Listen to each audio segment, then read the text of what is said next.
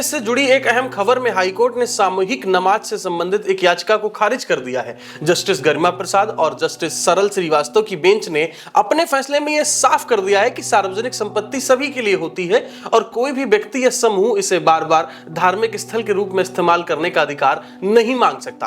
अब कोर्ट ने यहां पर एक बड़ा फैसला लेते हुए कहा है कि सरकार की जिम्मेदारी है कि सार्वजनिक जमीन पर सभी को बराबर पहुंच मिले, किसी एक को विशेष इस्तेमाल की अनुमति ना दी जाए। दरअसल ये मामला संभल जिले के इकोना गांव से जुड़ा है, जहां याचिकाकर्ता सीमन ने दावा किया है कि संबंधित जमीन उसे गिफ्ट में मिली थी और वह उसकी निजी संपत्ति है। अब याचिकाकर्ता का यह आरोप है कि उसे वहां नमाज पढ़ने से रोका जा रहा है और साथ ही उसने यह भी कहा है कि निजी जमीन पर नमाज के लिए सरकारी अनुमति की आवश्यकता नहीं है। हालांकि राज्य सरकार ने इस दावे का विरोध करते हुए कोर्ट को बताया कि आधिकारिक रिकॉर्ड में यह जमीन आबादी भूमि यानी सार्वजनिक संपत्ति के रूप में दर्ज है और याचिकाकर्ता का उस पर कोई भी वैध मालिकाना हक नहीं है। वहीं एडीएम की रिपोर्ट के अनुसार उस स्थान पर पहले केवल ईद के मौके पर ही नमाज अदा की जाती थी, जिसे कभी रोका नहीं गया। लेकिन अब याचिकाकर्ता वहां नियमित रूप से बड़े स्तर पर सामूहिक नमाज पढ़ना शुरू करना चाहता था, जिसमें गांव के बाहर से भी सभी लोगों को बुलाया जा रहा था। अब सरकारी पक्ष ने कोर्ट को यहां पर यह भी बताया है कि पहले के फैसलों में यह साफ किया जा चुका है कि धार्मिक आस्थाओं का सम्मान किया जाएगा, लेकिन नई परंपरा या गैर पारंपरिक गतिविधियों की अनुमति नहीं दी जा सकती।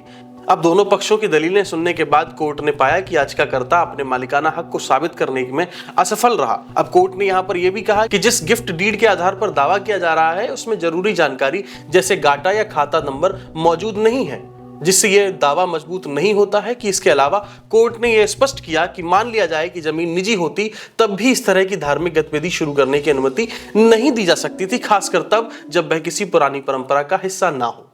अब कोर्ट ने यहां पर फैसला लेते हुए यह भी दोहराया है कि सार्वजनिक जमीन पर किसी भी समूह का दावा स्वीकार नहीं किया जाएगा और ना ही किया जा सकता है और ना ही उसे धार्मिक उपयोग के लिए आरक्षित किया जा सकता है। अब साथ ही यहां पर निजी जमीन पर भी धार्मिक गतिविधियां तभी तक मान्य है जब तक सीमित और बिना किसी व्यवसाय के हों।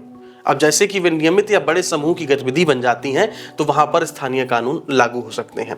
अब कोर्ट ने यहां पर यह भी कहा है कि यदि किसी धार्मिक गतिविधि से कानून व्यवस्था बिगड़ने की आशंका होती है तो प्रशासन पहले ही कदम उठा सकता है। अंत में कोर्ट ने यह कहा कि संविधान हमें धार्मिक स्वतंत्रता देता है, लेकिन इसके साथ ही हमारी जिम्मेदारियां भी इससे जुड़ी होती हैं। अब यह अधिकार कानून व्यवस्था और सामाजिक संतुलन के दायरे में इस्तेमाल किया जाना चाहिए। आप इस पूरे मामले पर अपनी क्या राय रखते हैं कि क्या कोर्ट ने सही फैसला लिया है? अपनी राय हमें कमेंट करके बताइए। फिलहाल के लिए इतना ही। आप देख रहे थे न्यूज फीड और मैं शिवम यादव हूं आपके साथ।